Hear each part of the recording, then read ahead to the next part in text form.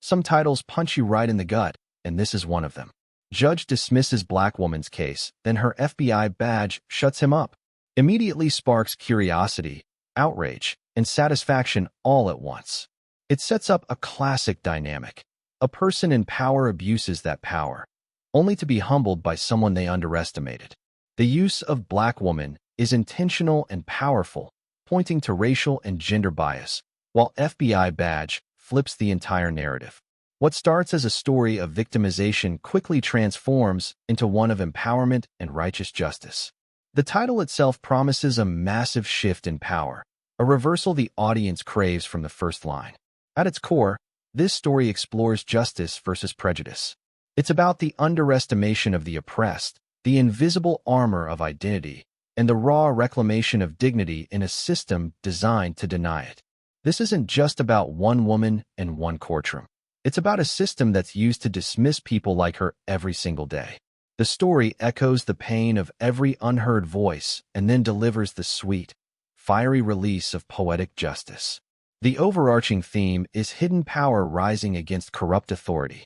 But beneath that broader idea lies a more personal truth, the pain of not being seen, of not being heard, of being underestimated not because of what you've done, but because of how you look. It's a story of strength, strategy, and standing up not just for oneself, but for every silent person who's ever been told to sit down.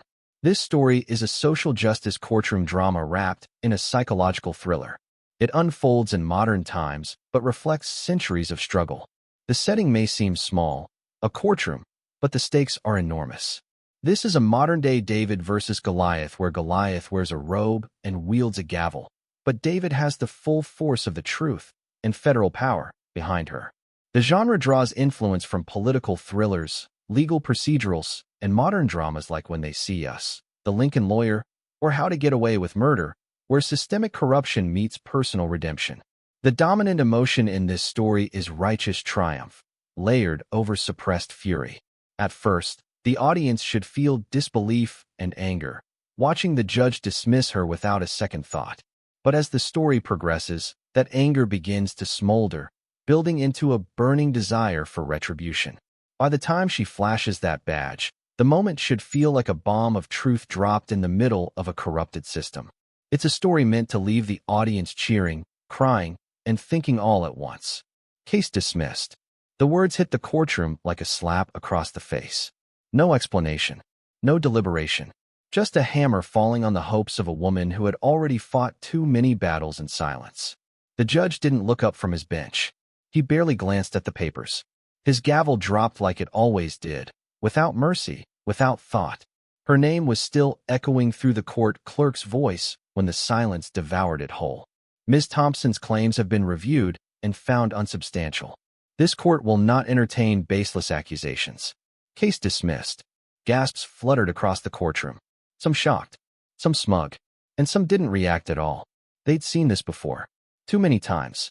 The color of her skin had walked into that courtroom before her words ever had a chance. Janelle didn't move. She didn't flinch.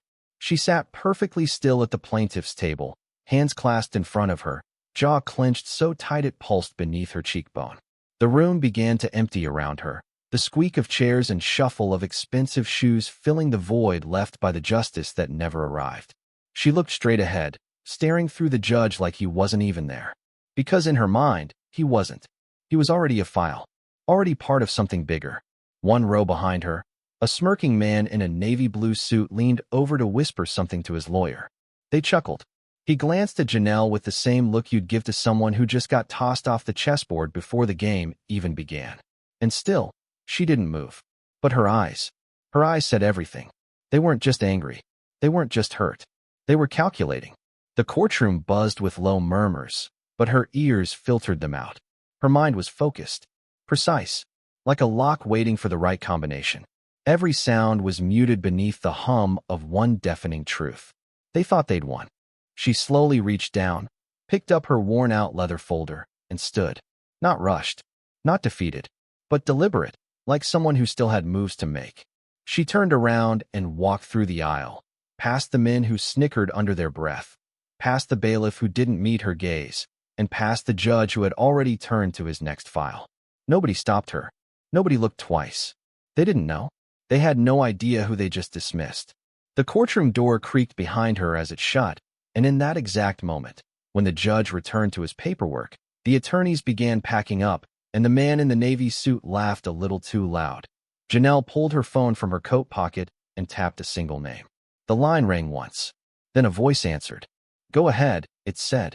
She paused at the bottom of the courthouse steps, sun painting her skin in gold, her eyes now hidden behind dark lenses. "It's confirmed," she said flatly. "The judge is compromised."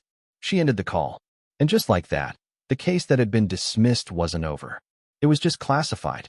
Her name was Janelle Thompson, 34, calm under pressure, sharp as glass, and just as capable of cutting deep without anyone realizing they were bleeding. To the world, she was just another black woman with a grievance the court didn't take seriously. A civilian dressed in muted tones, hair pulled back in a neat bun, shoes practical, and a look of restraint that bordered on cold. To the judge, to the opposing counsel, and even to the public defender assigned to her case, she was nobody. But that was the point. They didn't see the nights she spent in Quantico learning to read a person's lies by the twitch in their jaw. They didn't know about the hours spent embedded in high-stakes sting operations, or the years she sacrificed to silence, to shadows, and to secrecy. They only saw her now, unarmed, unimportant. That mistake would cost them everything. Janelle wasn't raised to expect justice. She was raised to create it. Her father, a civil rights attorney who had stared down white judges in Mississippi courtrooms in the 80s, used to tell her, "You don't ask the system to work for you. You make it impossible for it not to." Her mother had been a public school teacher, strict, focused, and fearless in the face of any administrator who tried to silence her voice. That legacy lived in Janelle like heat under ice. Always there, always burning. By the time she was in high school, she could dissect a legal case faster than most paralegals. But she didn't stop there. Law was reactive. She wanted to be strategic. So she went further. Into intelligence. Into behavioral analysis. Into the kind of work that meant no one would know her name unless she wanted them to. FBI agent Janelle Thompson had worked undercover in drug cartels, dismantled white-collar crime rings, and helped build cases so watertight that even the most powerful couldn't wriggle free. But she never did it for glory. Her badge wasn't about power. It was about balance. Correction. Justice. Still, when her little brother, Marcus, was wrongfully terminated from his job and then mysteriously assaulted days later by an off-duty officer connected to the same judge's golf club, something shifted. This wasn't just a coincidence. This was a system circling its wagons. And she wasn't going to let it close around her family. What made Janelle different wasn't her intelligence. It was her control. Even now, having just been humiliated in a courtroom, her voice ignored, her evidence dismissed, she didn't rage. She didn't yell. She didn't protest. She played her part. Because she wasn't there to win a civil case. She was there to build a federal one. And that required patience. Every step she took, every word she spoke, was chosen with precision. Her biggest fear wasn't failure. It was being too early. Showing her hand before the system fully exposed its corruption. Because once she revealed who she was, there would be no turning back. That was her internal conflict, the fire to act now versus the discipline to wait until every trap was set, every document traced, every call recorded, every connection between the judge, the off-duty officer, the country club, and the shell companies funding their campaigns, locked and loaded. At home, she lived simply. A downtown apartment with 2 locks on the front door and a wall of books categorized by cases, not alphabet. She kept a bottle of scotch for the nights she couldn't sleep and a framed photo of Marcus from his college graduation right by the sink, because she liked to see his face in the mornings when she brushed her teeth. Her life was solitary, not because she didn't crave connection, but because her job made trust a liability. Her relationships had wilted under the pressure of constant secrecy. Even now, Marcus didn't know the full extent of her work. All he knew was that his sister was always there when he needed her, and terrifyingly efficient when things got dark. That's what made her relatable. Not her badge, not her resume, but the simple, human truth that she had been dismissed her whole life, and had learned to turn that dismissal into fuel. She carried the exhaustion of a woman constantly underestimated, of someone who had to work twice as hard to be seen as half as worthy, of someone who knew that no one was coming to save her, So she had to become her own rescue plan. And still, she smiled. Not often, but when she did, it was the kind of smile that made people question whether they'd just made a very big mistake. 3 days after the court dismissed her case, Janelle sat alone in her apartment, blinds half closed, laptop open, files scattered across her desk like puzzle pieces waiting for final placement. The courthouse dismissal wasn't the beginning, it was the fuse. Her fingers hovered above her keyboard as she played back the courtroom audio she'd discreetly recorded. Not just the judge's lazy dismissal, but the side comments, the murmurs, the private conversations that happened when they thought no one was listening. She scrubbed through the audio file to a moment only she had noticed in real time. A low voice. A whisper. "Don't worry, Carl. She's not going to get far with this. The judge is already in." It was the opposing attorney, Harrison Lyle, speaking to someone just as complicit. Janelle leaned back in her chair, pressing her knuckles to her lips. Already in. That was the language of corruption, of a closed loop. And it wasn't just casual. It was code. Confirmation. Arrogance. She clicked open a folder marked Operation Gavel, a covert personal investigation she'd started months ago when Marcus was attacked. She had names, timelines, donation records, real estate, connections, and private security firm contracts that didn't line up. But this was the first time she had direct audio linking Lyle to Judge Wentworth and suggesting collusion. That's when her phone lit up. An unknown number. She answered without hesitation. A deep voice, modulated. One she hadn't heard in months. "Agent Thompson, we intercepted something you'll want to see." She straightened in her chair. "Go on." A secure file link arrived instantly. She clicked it. Her encrypted browser opened up surveillance footage from a private golf resort outside D.C. The video was grainy, but clear enough. Judge Wentworth, Harrison Lyle, and the man who had attacked Marcus, Officer Glenn Yates, all sitting at the same round table, laughing, toasting, passing a folder between them. "When was this recorded?" she asked, though she already knew the answer. 48 hours ago, after the dismissal. So they were celebrating. That meant they thought it was over, which made what happened next so much worse. That night, Marcus called her from his apartment, voice tense. "Janelle, I think someone's been in my place." Her stomach dropped. "What do you mean?" "The door was locked when I left this morning, but now my kitchen window is open. And someone went through my drawers. I can feel it." She was already grabbing her coat. "Don't touch anything. I'm on my way." She got there in less than 15 minutes. Marcus met her downstairs, eyes darting nervously. They ascended the stairs together. She checked the doorframe. No sign of forced entry. Window was cracked, just enough for someone trained to slip through. Inside, nothing looked out of place at first glance. But Janelle's trained eyes caught it instantly. A single coffee mug, not his. Wrong brand. Wrong position. Placed like a calling card. She scanned the room with a blacklight flashlight and saw it. Partial boot print. Military tread. Someone had been watching. Not just Marcus, but her. She sat Marcus down. "Listen to me. This isn't random. It's retaliation. They know you're connected to me, and they think they're sending a message. But they're sloppy, and I'm done waiting." Marcus leaned forward, visibly shaken. "Are you saying they broke in to intimidate us? Who are these people, Janelle?" She paused, and for the first time, she told him. Judges, lawyers, cops, real estate developers. A whole network of power protecting each other. And now they know we're a threat. Marcus's face paled. "What do we do?" Janelle stood up, the fire returning to her eyes. "We take the gloves off."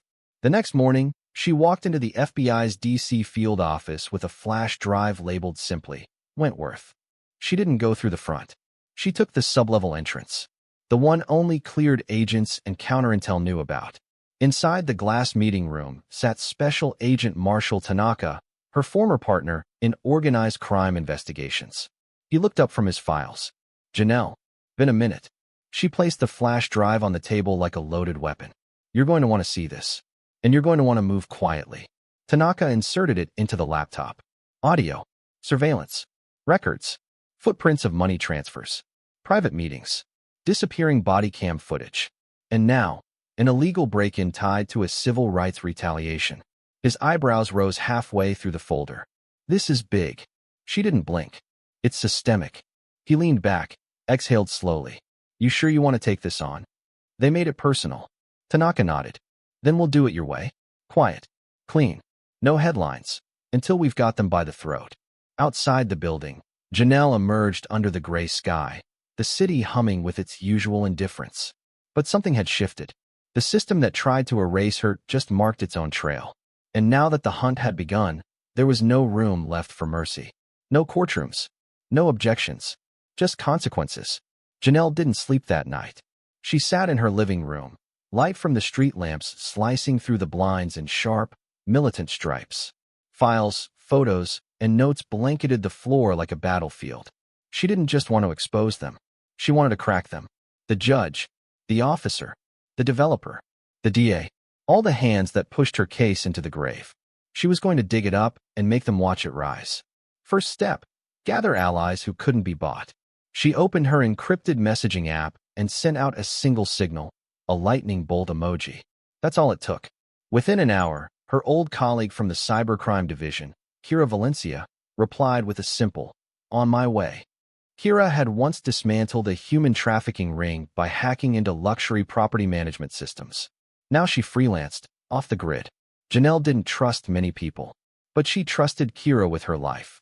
When she arrived, Kira dropped her duffel bag on the table and pulled out her laptop like it was a weapon. "No preamble," she asked. Janelle smirked. "No time. We're in it."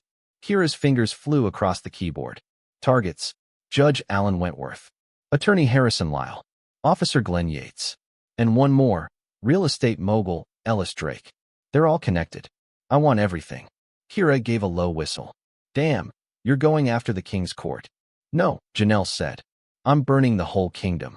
Meanwhile, Marcus had taken time off work and turned his studio apartment into an evidence room. Janelle gave him one job: track the money. If there was one thing all corrupted power shared, it was greed. Marcus started with the real estate records, comparing zoning decisions Judge Wentworth had ruled on with land purchases made by Ellis Drake. The pattern was sickening. Zoning changes would pass. 3 months later, the land was bought under a different LLC, one connected to Drake's shell companies. Marcus found a dozen properties like that, all in low-income black neighborhoods, all cleared under Judge Wentworth's gavel, and all defended by Lyle when challenged. "Jesus," Marcus muttered, scrolling through city planning documents. "They're legally robbing people." Janelle joined him at the screen, arms crossed. "They're not just robbing them. They're erasing them." Later that day, a new threat arrived. Janelle was returning from a meeting with a confidential informant when she noticed the black SUV behind her. It had been following her for 4 blocks. No turn signals, no lane changes. Just there, watching. She made 3 quick turns, left, right, then left again. Still behind her. It wasn't paranoia. It was protocol. She pulled into a grocery store lot and parked, watching the SUV pass, then turn around slowly in the rearview mirror. Someone had made her. She calmly reached for her phone and texted Kira, "Confirm my plate. Track any tail." 10 minutes later, Kira replied, "Black SUV is registered to a private contractor. Silent Ghost Security. Used to be under DHS. Went rogue in 2022. Known for muscle work. Very expensive." So now they were being watched. Not just by the police, but by mercenaries. She typed, "Find out who hired them." The walls were closing in, but Janelle had planned for that. She activated a safety net, an old favor from an even older friend. Special Agent Denise Harper, now stationed at the DOJ's Internal Affairs Office, picked up on the first ring. "You only call when the floor's on fire," Harper said dryly. "Well," Janelle replied, "get a hose." They met in a discreet diner outside of Maryland, each sitting in a corner booth like strangers. Janelle passed her a small hard drive. "Names, motives, evidence of retaliation. I need one thing from you, which is, get me access to the internal DOJ complaint vault, the sealed files. If any of these men have a history, it'll be buried in there." Harper arched an eyebrow. "That's career suicide. I'm not asking for free. I'll give you full access to my investigation once it's over. You'll walk away with a case that rewrites policy." Harper stared at the drive, then at Janelle. Then she nodded. "I'll call you in 48 hours. Back at home base, Kira called Janelle over. "I found something." She clicked open a document, a sealed civil complaint, never made public. It had been filed 3 years ago by another black woman, Serena Holtz, against Officer Yates. Excessive force, racial profiling, threats. But the case had mysteriously disappeared from the docket. No press. No settlement. It's like it never happened, Kira said. Because Wentworth dismissed it before it could go anywhere, Janelle replied grimly. Kira nodded. And guess who represented the city? Harrison Lyle. Bingo. The pattern was complete. The same players. The same strategy. Discredit. Dismiss. Disappear. But not this time. Then, late into the night, a message came in from Harper. I got in. And there's more than you thought. Wentworth has dismissed 87% of civil rights cases brought against city law enforcement over the past 5 years. Statistically impossible. Internal memos suggest coercion. Janelle stared at the screen. She felt the weight of her ancestors in that moment. All the black women who had been silenced, ignored, laughed out of rooms, dragged from courtrooms, forgotten by the very system that claimed to protect them. She thought of her mother, who used to say, "You don't break chains by asking nicely." Now she understood. You break them by dragging them into the light. The next morning, Janelle stood in front of the courthouse again. But this time, she didn't walk in as a plaintiff. She walked in with a classified DOJ pass, a black folder under her arm, and 3 agents trailing her. Inside, Judge Wentworth was on the bench, hearing a zoning appeal from, who else? Ellis Drake's company. Janelle waited until the judge glanced up, slightly confused. She walked straight to the front, flashing her badge. The courtroom hushed. Excuse me, Your Honor, she said, voice loud and clear. I'm here to deliver a federal order of suspension pending investigation into judicial misconduct. Murmurs broke out like an earthquake. Wentworth blinked. On what grounds? Janelle stepped forward, pulled a document from the folder, and placed it on the clerk's desk. 87% dismissal rate of civil rights cases. Financial ties to real estate developers. Suppression of evidence. You've ruled over the erasure of an entire community. And now you're done. The judge's face turned to stone. This is absurd. Janelle smiled faintly. Tell it to your attorney. The fallout was immediate. Within 24 hours of Janelle delivering the suspension order, Judge Wentworth's courtroom was sealed off. His personal assistant was subpoenaed. His financial records were frozen. The press, like vultures, circled the story. Federal investigation targets prominent city judge in alleged corruption scandal blared across every local headline. Janelle watched it all unfold from her apartment, eyes sharp, jaw clenched. It felt like a victory, but only briefly, because a storm was coming. That night, her apartment was broken into. Not ransacked, searched. Whoever did it wasn't after valuables. They wanted intel. Files. Drives. Evidence. But Janelle had prepared for this. The real documents were hidden in an off-site location, and her laptop's hard drive had a military-grade encryption system that wiped itself clean if tampered with. Still, it rattled her. She sat on the edge of her bed, heart pounding, fists clenched. She wasn't just being watched anymore. She was being hunted, and that's when she made a decision. No more hiding in shadows. No more playing defense. If they wanted to bring war, she'd be ready. 2 days later, Kira called with a shaken voice. Janelle, we've got a situation. What is it? Marcus. He's gone. What? I went to drop off the new batch of files, and his place was cleared out. No sign of struggle. No blood. But everything's gone. Janelle's blood ran cold. Marcus, sweet, funny, loyal Marcus, wasn't just a friend. He was family. And now he'd vanished. They took him, she whispered. Kira's voice cracked. What do? We find him. And we burn every inch of their world until we do. That night, Janelle received an untraceable video message. It was dark, shaky footage, probably shot on a phone in some basement or warehouse. But she recognized the figure tied to the chair. Marcus. Bruised. Silent. Alive. Then a distorted voice played over the footage. Stop digging. Walk away. Or next time, he won't be. Janelle stared at the screen, fury tightening her spine like a steel rod. She saved the video, encrypted it, and sent it to Harper with the message, proof of retaliation. Elevate to federal hostage status. Then she turned to Kira. We're going to end this. Tonight. Kira nodded. I've been tracing Silent Ghost's movements. Got a hit. One of their black sites, abandoned warehouse off Harbor Street. It's not official, but it's active. Heat signatures. Motion. And guess what? What? It's owned by a dummy corporation tied to Ellis Drake. Of course it was. Drake wasn't just buying land. He was running an entire machine.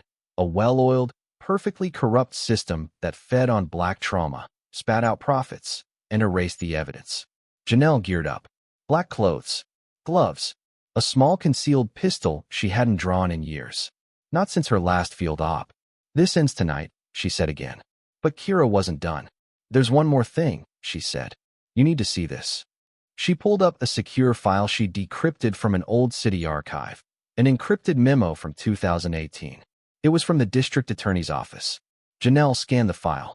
Halfway down, her eyes froze. She read it again. Then her knees gave out.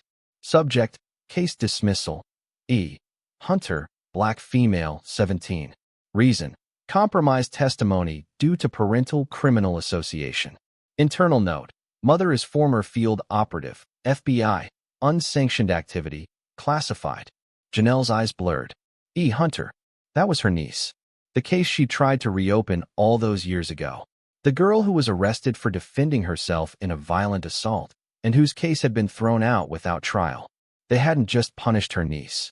They had buried the truth because of Janelle's history, because of her past as a federal agent, because she refused to play by their rules. Suddenly, it all made sense. The judge, the DA, the silent doors. They weren't just targeting her as a black woman. They were silencing her as a threat. Because once, Janelle had uncovered a trafficking pipeline operating through city-funded housing projects, and she disobeyed direct orders to expose it. The FBI had buried it. The city had retaliated, and her niece had paid the price. She stood in silence, hands trembling. Kira placed a hand on her shoulder. "You okay?" "No," Janelle whispered. "But I'm awake now." They moved quickly. In the dead of night, Janelle and Kira approached the warehouse. Through a hacked city surveillance drone, they confirmed 2 guards at the entrance and a 3rd patrolling inside. They waited for the patrol to move out of sight. Then they slipped through the side door. Inside, the air was stale with oil and dust. Dim bulbs flickered overhead. Crates lined the walls like coffins. They moved silently, step by step, until they found the central room. There, chained to a chair, was Marcus, still breathing, eyes wide when he saw them. Kira disabled the camera system while Janelle cut the chains. Marcus coughed. "Took you long enough." Janelle smirked. "You always were dramatic." But before they could leave, the alarm blared. Red lights. Footsteps. Voices shouting. They were made. Kira threw a smoke grenade into the hall. They grabbed Marcus and ran through the emergency exit, leaping into a waiting car Harper had arranged. As they peeled away, bullets pinged off the rear bumper. But they made it. Alive. Back at the safe house, Marcus slept. Kira patched up her gear, and Janelle stared at the wall, connecting every thread in her mind. Her niece. The buried FBI investigation. Judge Wentworth. Ellis Drake. It was bigger than just one court case.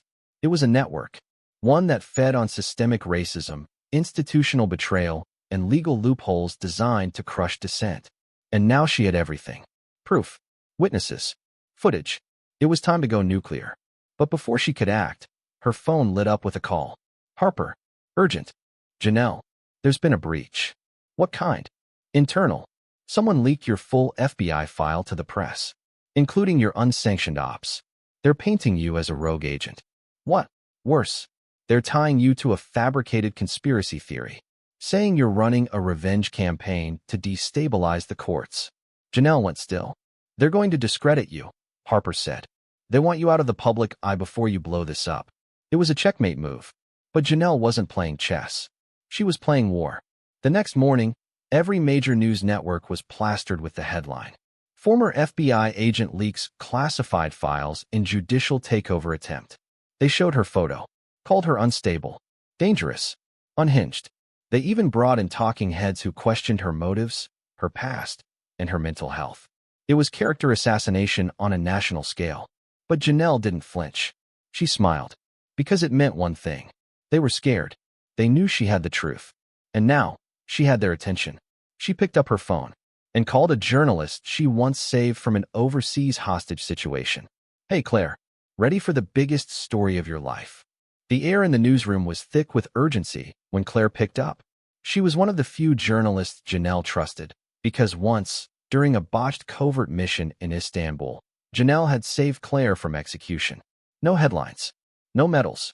Just one woman refusing to let another be silenced. Now, Claire owed her everything.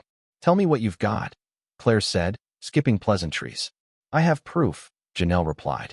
Evidence of judicial corruption, hostage-level coercion, buried federal reports, and a private corporation funneling city funds through illegal detainment sites. There was a pause on the line. Then, email it to me. All of it. No, Janelle said. This doesn't go digital. They're watching every channel. I need you to meet me in person. Secure site. Claire hesitated, then whispered, Okay. They arranged a drop point, an old bookstore in the warehouse district. Abandoned, quiet. No tech, no cameras. Janelle arrived first, with Kira acting as overwatch from a rooftop across the street. She carried a simple manila folder. No USB drives, no encrypted laptops. Old school. Claire arrived wearing a hoodie and sunglasses. As soon as she saw Janelle, she smiled faintly. Still the same rebel. Janelle didn't smile back. There's no time for nostalgia. She handed over the file. Claire opened it, scanning page after page. Arrest records that vanished. Financial trails. Video stills of Marcus's captivity. And the memo that named Ellis Drake. Claire's hands shook as she closed the folder. This could end careers. Maybe lives. It's supposed to, Janelle replied. But just as Claire nodded, Kira's voice rang in her earpiece. Janelle, move. Now. For unmarked SUVs, just pulled up. SWAT grade. They're not waiting for warrants. Janelle cursed under her breath and grabbed Claire. We're compromised. Go out the back. Kira will guide you. What about you? I'll hold them off. She didn't wait for an argument. Claire fled through the back alley, Kira guiding her through radio comms. Janelle ducked behind a shelf just as armed men burst through the front. They weren't city cops. They were corporate. Private security hired by Drake, dressed in tactical black, eyes cold. FBI. Drop your weapon, one barked, even though Janelle wasn't holding one. She stepped into the open, hands raised. On your knees. But she didn't kneel. Instead, she stared straight at the man with the badge sewn into his vest and said the words that changed everything. Agent Janelle Rhodes. Badge 5539. Federal operative under Section 12. I am invoking full jurisdictional immunity. For a moment, no one moved. Then the leader blinked. He hesitated. They all did. Because deep in their training, they knew what that meant. Section 12 wasn't public. It wasn't even on the books. It was buried beneath levels of clearance only the president and a few others had access to. But it was real. And if she invoked it on tape, well, the fallout would be catastrophic.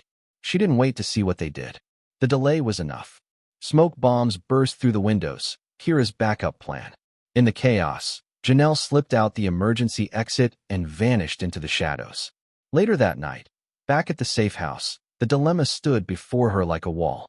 Claire had escaped, but just barely. The story was going live in 12 hours.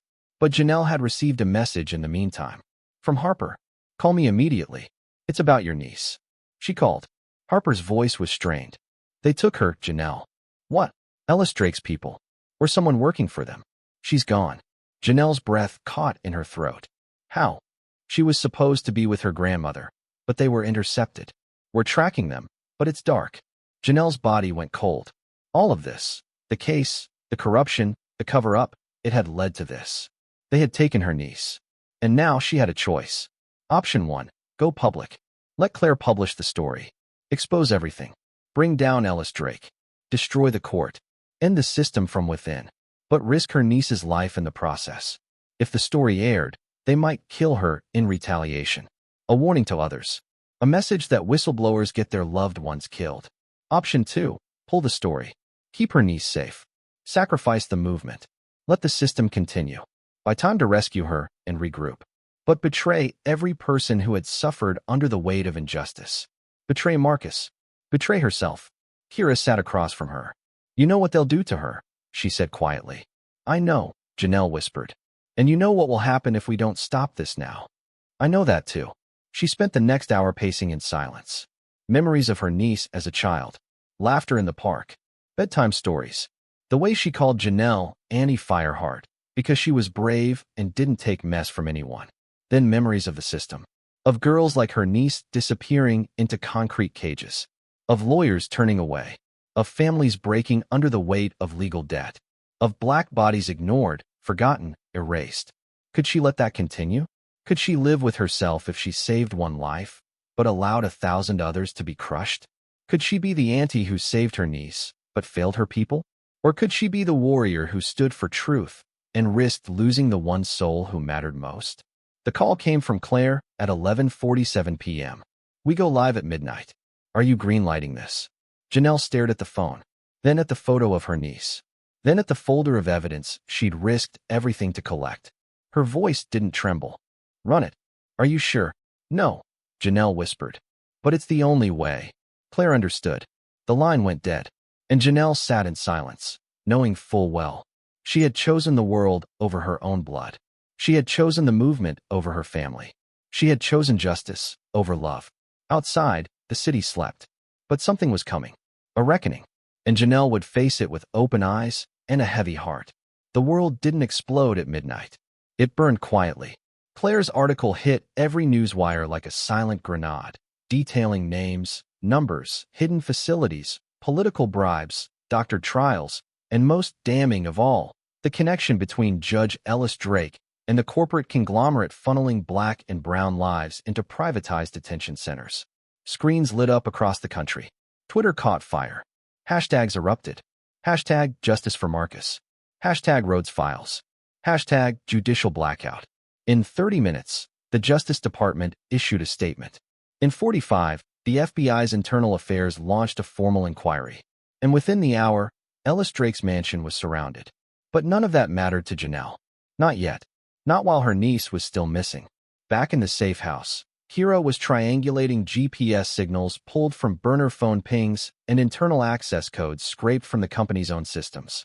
Claire had handed them over without hesitation. What was journalism now but a new kind of war? Janelle stood at the window, jaw clenched. Her fingers twitched for a weapon. For justice. For vengeance. The phone rang. Unlisted number. She answered. The voice was distorted, synthetic, but the message was clear. You were warned. She's alive for now. But if you want to see her again, shut it down. Retract the article. Delete everything. Then silence. And a ping. A photo arrived. Her niece, hands tied, blindfolded, mouth gagged. Crying. Behind her, concrete walls with a rusted sink and a single, flickering bulb. Janelle stared at the image, her heart fracturing. But there was no time for grief. Only war. Can you trace it? She asked Kira. Kira was already on it. Give me a minute. Claire hovered near the back door, pacing. I can stall the media. Say it was a leak. Buy you an hour. No, Janelle snapped. The truth stays up. The world needs to see. Claire nodded. Then I'm going with you. No, you're not. Kira looked up. Got it. Industrial district. Same grid where that abandoned factory burned down last year. Coordinates locked. Janelle grabbed her gear. Not just guns. She packed tape, flares, cuffs, and a first aid kit. She wasn't going in to kill. She was going in to win. The SUV tore through the city like a missile. Rain slicked the windshield, neon lights streaking through the blur. Janelle's mind raced with every possibility. What if they moved her niece? What if it was a trap? What if? She stopped herself. Fear was the enemy now. Focus was survival.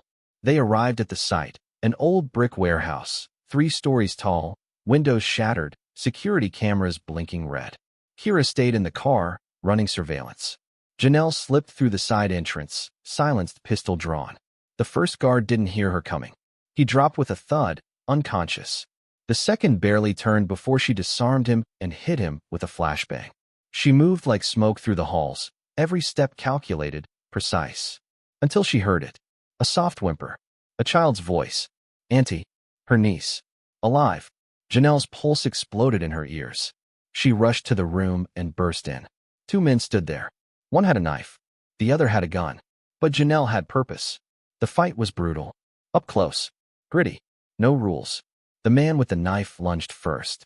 Janelle ducked, slammed his wrist into the wall, and flipped him over her shoulder. Gunfire cracked from the second man. She dodged, rolled behind a crate, then fired twice. The first missed. The second didn't. He collapsed, groaning. She ran to her niece, ripping off the gag and untangling the cords. I got you, baby. I got you. Her niece wrapped her arms around her, so tight it nearly broke Janelle in two. But they weren't safe yet. Alarms started wailing. Red lights pulsed. Reinforcements were coming. Janelle scooped the girl into her arms and ran through the corridor. A metal shutter dropped in front of her. Trap. She turned back. 2 guards blocked the hallway. No way out. Her niece cried out. And then, boom. A blast tore through the side wall. Kira stepped through the smoke, rifle in hand, face grim. Thought you could use a hand. Janelle laughed, even through the chaos. I owe you again. Together, they stormed through the crumbling wall and escaped into the night. By dawn, the building was swarming with agents. Real agents. The story had reached Washington. A federal task force had been mobilized. Arrests were being made. Drake was nowhere to be found. 2 days later, he emerged on live TV, standing on courthouse steps, surrounded by security. He wore a smug smile. This is all political theater, he declared. Lies from a rogue agent who broke protocol and endangered lives. Cameras flashed. People screamed. But then, a car door opened across the street. Janelle stepped out, dressed in black, badge in hand, and behind her, Marcus, alive and free. The boy they'd buried was now the living proof.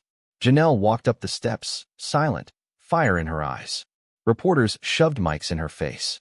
Agent Rhodes, is it true you defied federal orders? Yes. Do you regret it? No. Drake snarled. You don't have jurisdiction here. Janelle held up her badge. This says otherwise. She turned to the crowd. You want the truth? Look at the files. Look at the numbers. Look at the victims. We didn't break the law. We revealed it. The cameras went wild. Drake tried to speak again, but the roar drowned him out. And then the final blow. A hand tapped his shoulder. An agent in a navy blue windbreaker.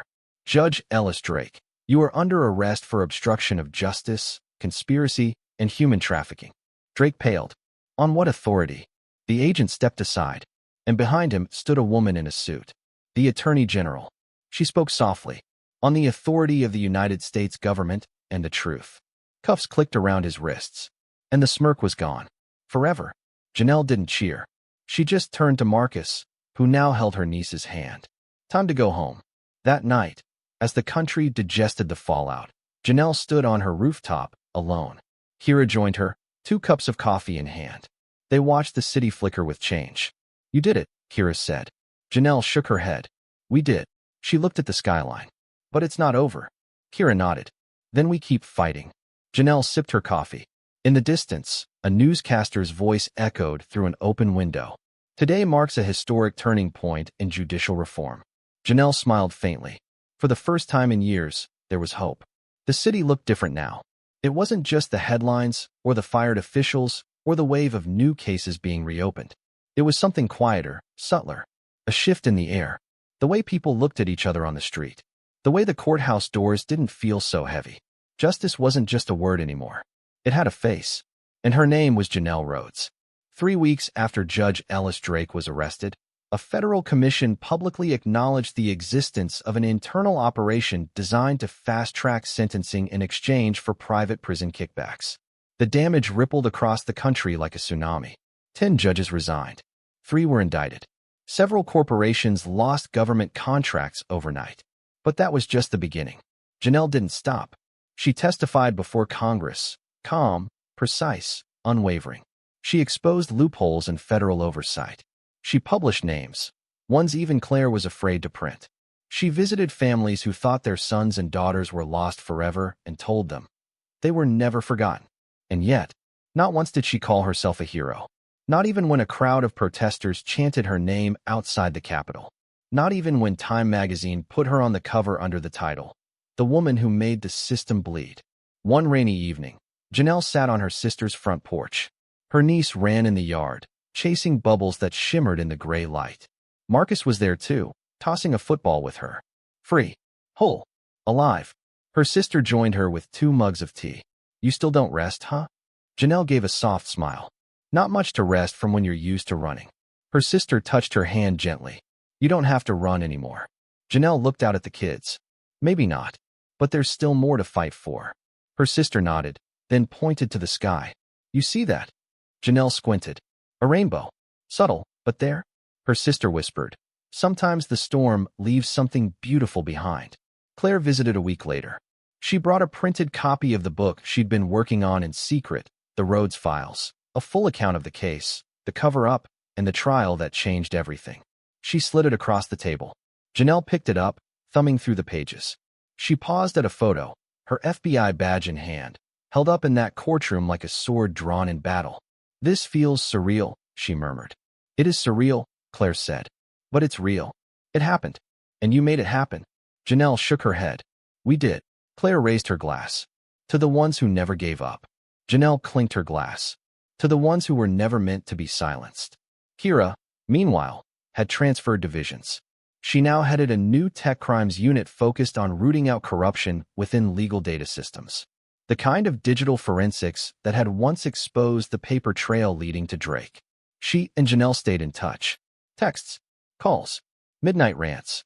Sometimes they'd meet up at the old Safe House, now a converted nonprofit training center for Black girls interested in law enforcement, cybersecurity, and journalism. Janelle taught them how to read a case file. Claire taught them how to dig for truth. Kira taught them how to find ghosts in the system. They called it Rhodes Rising. One afternoon, a girl in the back of the room raised her hand. "Agent Rhodes." Janelle turned. "Yes." The girl looked nervous. "Why didn't you just walk away? You could have. After Marcus, after the badge came out. You could have just disappeared." Janelle smiled softly. "I thought about it." She walked to the whiteboard and picked up a marker. "But then I remembered something my mama used to say." She wrote slowly, carefully. "If you don't speak, they write your story for you." The room went quiet, and Janelle said, "I decided I'd rather write it myself." The sun set behind her as she drove home that night. Radio off, wind in her hair. City lights twinkling like stars had fallen and made a home on Earth. She parked outside her building and paused before going inside. A child walked past with their parent, looking up at her. "Are you that lady from TV?" Janelle knelt, smiled. "I might be." The child beamed. "You're the one who stopped the bad guy." Janelle thought about everything it had taken. The lies, the danger, the fear, the love, and then said, "No, I'm the one who told the truth." And just like that, she disappeared into the night. Not as a shadow, but as a lighthouse. A reminder that no matter how broken the system may be, truth always finds its voice. And justice? Justice is never silent.